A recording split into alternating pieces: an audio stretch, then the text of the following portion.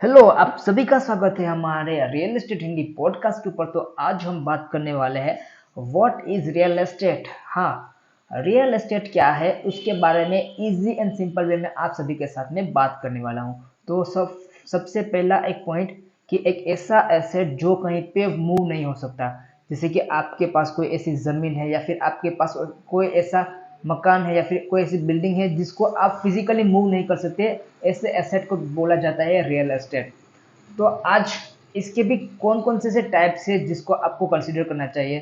तो first type है residential, दूसरा टाइप है हमारा कमर्शियल, तीसरा टाइप है इंडस्ट्रियल और लास्ट वन है लैंड, जहाँ जहाँ पे आपकी ज़मीन आते हैं। तो फर्स्ट की बात करें रेसिडेंशियल की, जहाँ पे आपका खुद का घर आ गया, आपका विला आ गया, आप या फिर आपका अपार्टमेंट, जिसे बोलते हैं रेसिडेंशियल रियल एस्टेट।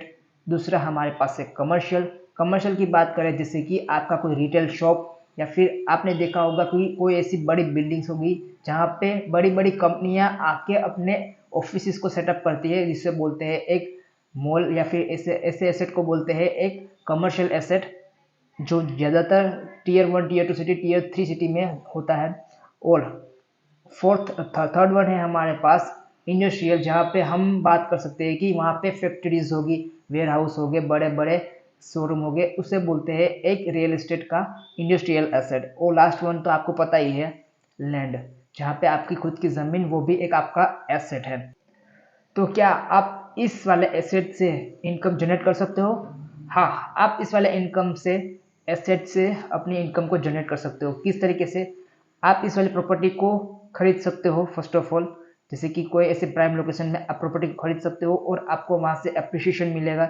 दूसरी कि आप, अगर आपके पास ऐसी कोई प्रॉपर्टी है जिसको आप सेल करके उस वाली प्रॉपर्टी का एप्रिशिएशन, मतलब कि वहाँ पे से आप इनकम जनरेट कर सकते हो। थर्ड वन कि अगर आपके पास कोई ऐसा रेसिडेंशियल या फिर ऐसा कमर्शियल एसेट है जहाँ पे आप किसी और को उस वाली प्रॉपर्टी को यूज़ करने के लिए दोगे और वहाँ से आपको उस वाले टेनेंट से आपको रेंटल इनकम मिलेगी। और लास्ट वन है हमारे पास लीजिंग, कि जहाँ पे आपकी प्रॉपर्टी है बट आपने उस प्रॉपर्टी को 5 साल 10 साल किसी को दिया लीज के ऊपर, तो आपको वहाँ से लीजिंग की भी इनकम आ सकती है। तो ऐसे इजी एंड सिंपल वे में रियल एस्टेट को सीखने के लिए आप इस वाले पॉडकास्ट को सब्सक्राइब कीजिए। थैंक यू सो मच, मिलते हैं नेक्स्ट पॉडकास्ट के ऊपर।